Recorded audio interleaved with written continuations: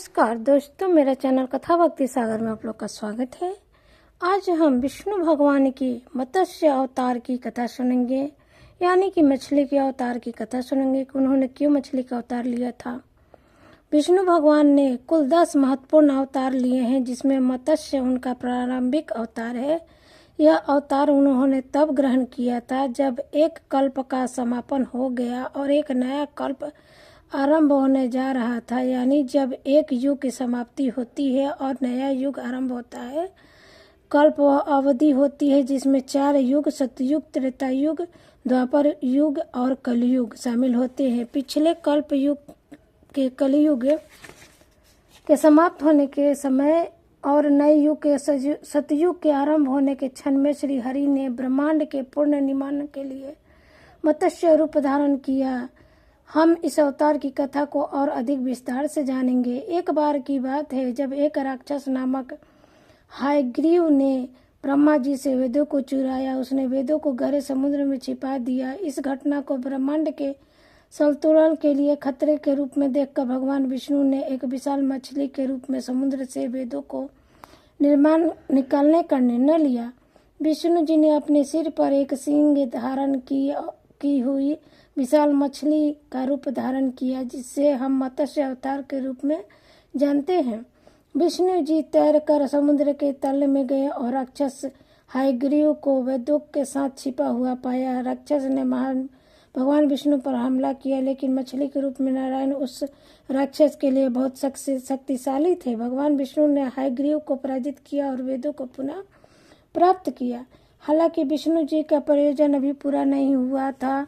जल्द ही एक बड़े पैमाने पर बाढ़ से पूरी धरती नष्ट होने वाली थी और विष्णु जी जानते थे कि बाढ़ के बाद एक नई दुनिया बनाने के लिए वेदों में निहित ज्ञान आवश्यक होगा। कल्प के अंत में महाराज सत्यव्रत नाम का शासनकाल था। वे भगवान विष्णु के अनन्य भक्त और धर्म के पालन करता थे। एक दिन प्रातः स्नान के बाद वे नदी में सूर्यदेव को जल अर्पित कर रहे थे। जल लेते समय उनके हाथ में एक छोटी सी मछली आ गई। जब राजा सत्यव्रत मछली को वापस समुद्र में छोड़ने लगे तो मछली ने उनसे बात करना शुरू कर दिया। मछली ने राजा से विनती की कि वे उसे समुद्र में न छोड़े, क्योंकि वहाँ बड़ी मछलियाँ उसे खा जाएंगी। उसने कहा कि उन्हें राजा सत्यव्रत की उदारता के बारे में सुना है, इसलिए वे उसे अपने साथ सुरक्षित रखे। राजा सत्यव्रत मछली की बात सुनकर प्रसन्न हुए और उन्होंने मछली को अपने विशाल महल में रखने का वचन दिया। उन्होंने सैनिकों को मछली को एक सुनहरे पात्र में रखने का आदेश दिया। जैसे ही मछली को पात्र में रखा गया, वह आकार में बढ़ने लगी। धीरे धीरे पात्र उनके लिए छोटा पड़ गया। यह देख मछली ने राजा से अनुरोध किया कि उसे एक बड़े पात्र में रखा जाए। जैसे ही राजा सत्यव्रत ने मछली को समुद्र में छोड़ा, वह समुद्र आकार धारण कर समुद्र से भी बड़ी हो गई। यह देख राजा को एहसास हुआ कि यह मछली को साधारण नहीं बल्कि भगवान विष्णु का ही रूप है।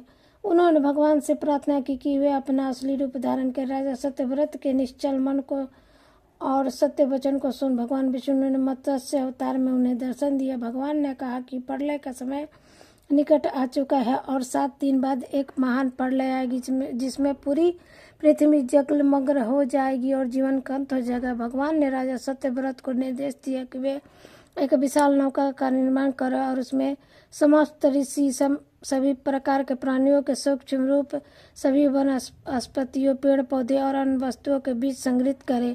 समय आने पर मैं बड़ी मछली बनकर आपकी नाव के निकट आऊंगी, तो आप वासुकी नाग की रस्सी मेरे सिंग पर डाल देना। मैं स्वयं आप और आपकी नाव को इस तरह इस जल प्रलय से बाहर सुरक्षित स्थान तक ले जाऊंगी।